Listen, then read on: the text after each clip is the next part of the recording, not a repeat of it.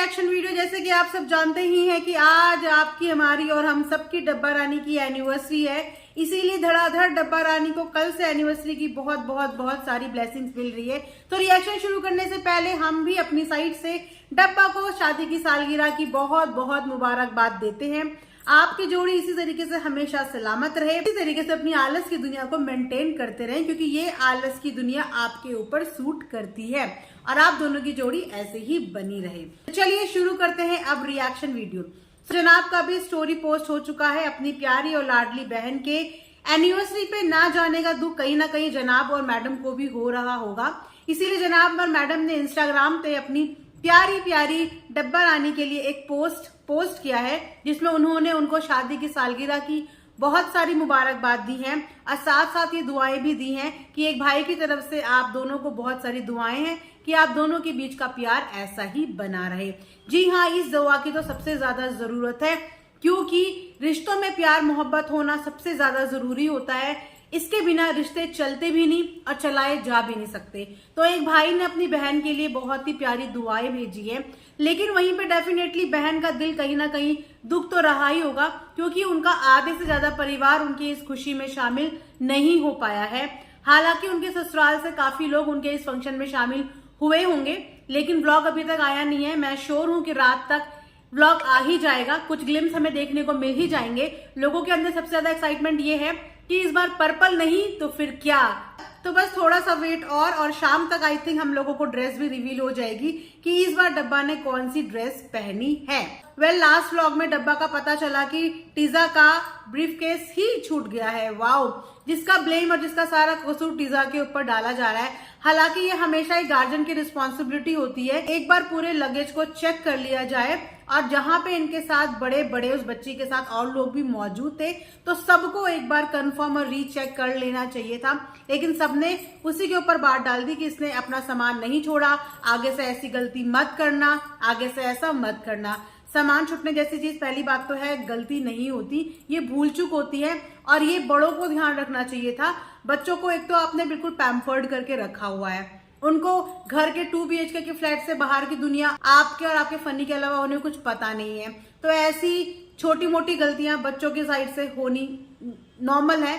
बच्चों से क्या, बड़ों से भी अक्सर ऐसी गलतियां हो जाती हैं। लेकिन आप इतने सारे बड़े होने के बावजूद अगर वो लगेज छूट गया, तो इसमें जितनी गलती आप उस बच्ची की निकाल रहे हो, उससे कई ज्यादा गलती घर के बड़ों की है कि उन्होंने लगेज का ठीक से ध्यान नहीं रखा। कल फनी को टीज करती हुई डब्बा कह रही थी मैं यहीं पे रुक जाती हूँ, लेकिन फनी ने भी इस बार बड़ी दमदार आवाज में विद फुल हक ये बोल दिया कि अब तुम जितने दिन यहाँ रहोगी, तुम सिर्फ और सिर्फ ससुराल ही रहोगी, मम्मी पापा के पास ही रहोगी। चलो थोड़ा सा ही स्टैंड सही, पर फनी ने लिया तो उन्हें ये चीज महसूस तो हुई कि थोड़ी सी शर्म तो आई कि जहां पे आप मायके में इतना दिन बिता के आते हो, अपने पेरेंट्स के साथ इतना टाइम स्पेंड करके आते हो, उनके सुख दुख में उनके साथ वहां पे 24 घंटे अवेलेबल हो, वहां पे फनी के पेरेंट्स को भी आप लोगों की कितनी ज्यादा जरूरत होगी, क्योंकि वो भी एज के इस मुकाम पे हैं जहां पे उन्हें अपने बहू बेटे की सबसे ज्यादा जरूरत है। तो अगर आप जितना टाइम मुंबई में बिता के आते हो, उतना ही टाइम आपको मौधा में भी बिताना चाहिए। लेकिन वहां पे भी आप उनके साथ वक्त बिताते हुए नजर नहीं आते। आपके व्लॉग को ही देख के हम बोल रहे हैं कि आप जब मौधा में भी रहते हो, तो आप या तो अधिकतरों की दावत में रहते हो, रिश्तेदारों के दावत में रहते हो, या फिर वहां पे भी आप लोग घूम रहे होते हो, कभी मौदा से कानपुर, कभी मौदा से लखनऊ, जो भी वहां से नियर बाय जगह होती हैं, आप वहां पे ट्रैवल पे निकल जाते हो। लेकिन घर वालों के साथ वो क्वालिटी टाइम स्पेंड नहीं करते जो शायद आपको करना चाहिए। वहीं पे बात करें पिपिका मैडम की, तो जाते समय पिपिका मैडम भी थोड़ी सी इमोशनल लगी।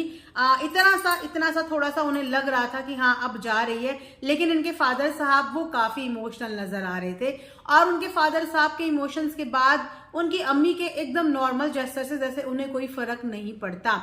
लेकिन एक और चीज मैंने नोटिस की कि डब्बा और डब्बा के फादर के बीच में देखो गहरा कनेक्शन जरूर होगा, क्योंकि बेटियां और किसी की लाडली हो या ना हो, पर अपने पापा की लाडली जरूर होती हैं। लेकिन हमेशा हमने डब्बा को उसके पापा से एक डिस्टेंस में ही देखा। अब मुझे नहीं पता कि यही हमेशा से इनके घर में रहा है या ऐसा क्या है कि डब्बा कभी भी अपने फादर के क्लोज नहीं जाती, कभी अपने पापा को गले लगाते हुए नहीं देखा, सलाम दुआ करते हुए, आते जाते हुए कभी भी अपने पापा के करीब भी नहीं जाती। हमेशा अपने पापा से एक डिस्टेंस मेंटेन रखती है। अब ये डिस्टेंस ये रिस्पेक्ट में लगती है या इतना फॉर्मल बिहेव, क्योंकि जहां से मैं जानती हूँ कि कोई भी बेटी अपने पापा से इतनी दूर का डिस्टेंस नहीं रखती है, वो अपने पापा के सबसे ज्यादा क्लोज होती है। और हालांकि इनके पापा एक हेल्थ इश्यूज के साथ डील कर रहे हैं, तो वहां तो पापा को पैम्परिंग की सबसे ज्यादा जरूरत होनी चाहिए। इसीलिए उनका बार बार ना एक इमोशनल ब्रेकडाउन हो जाता है, क्योंकि इंसान जब एक हेल्थ इशू के साथ डील कर रहा होता है ना, और अपनी मनचाही चीजें नहीं कर रहा होता, अपनी बहुत सारी ख्वाहिशें दबा चुका होता है, जहां पे एक इंसान अपनी मर्जी से कहीं भी जा सकता था, कहीं भी बैठ सकता था, कहीं भी खा सकता था, उसे किसी के सहारे की जरूरत नहीं थी। आज उस इंसान को 24 घंटे के लिए अपने साथ एक हेल्पर, अपने साथ एक सहारा चाहिए होता है। तो अपने आप में ये बहुत ज्यादा डिप्रेसिंग होता है। शायद इसीलिए इनके पापा कई बार इमोशनली टूट जाते हैं। लेकिन उस समय पे इनकी मम्मी का बड़ा ही अजीब सा बिहेवियर था, जैसे उनके इमोशन से उन्हें कोई फर्क पड़ा ही ना हो। उन्होंने कहा कि चलो चलो, तो चलो चल दिए हैं। अब पार्टी की व्लॉग भी जरूर आएंगे, हम भी एक्साइटेड हैं देखने के लिए कि पार्टी में क्या धूम मचाई। वैसे अगर भैया भाभी होते तो पार्टी में और ज्यादा चांद सितारे नजर आते और ज्यादा चार चांद लग जाते। लेकिन भाई के अपने वर्क कमिटमेंट्स, भाभी के पास बच्चे की रिस्पॉन्सिबिलिटी।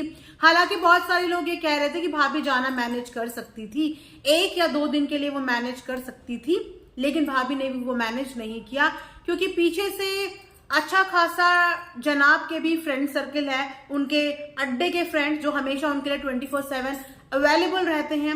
उसके अलावा अंकल के टेक केयर के लिए भी वहां पे देव भैया हैं ही, घर में इनके मेड्स भी हैं, और उस पर से अगर इनकी भाभी अपना थोड़ा सा कंट्रीब्यूशन दे देती कुछ टाइम के लिए, तो डब्बा को भी अच्छा लगता और एक फैमिली थोड़ा सा मिसिंग सा फील नहीं होता, फैमिली थोड़ी सी कंप्लीट हो जाती। वेल चलो, अपनी अपनी चॉइस है, फैमिली के आपस में म्यूचुअल अंडरस्टैंडिंग, हम इस बात पे क्या बात कर सकते हैं। तो आप लोग भी कमेंट सेक्शन में जरूर बताना कि और किसी चीज के लिए एक्साइटेड आप हो या ना हो। डब्बा की ड्रेस देखने के लिए तो डेफिनेटली होंगे कि इस बार डब्बा ने कौन सी ड्रेस पहनी है, जिसके लिए उन्होंने ऑल द वे हैदराबाद से ड्रेस आनी है उनकी। तो चलिए नाइट का इंतजार करते हैं, तब तक आप लोग भी वीडियो को एंजॉय कीजिए, लाइक शेयर सब्सक्राइब जरूर कीजिए। Thanks for watching earth mom Dehradun.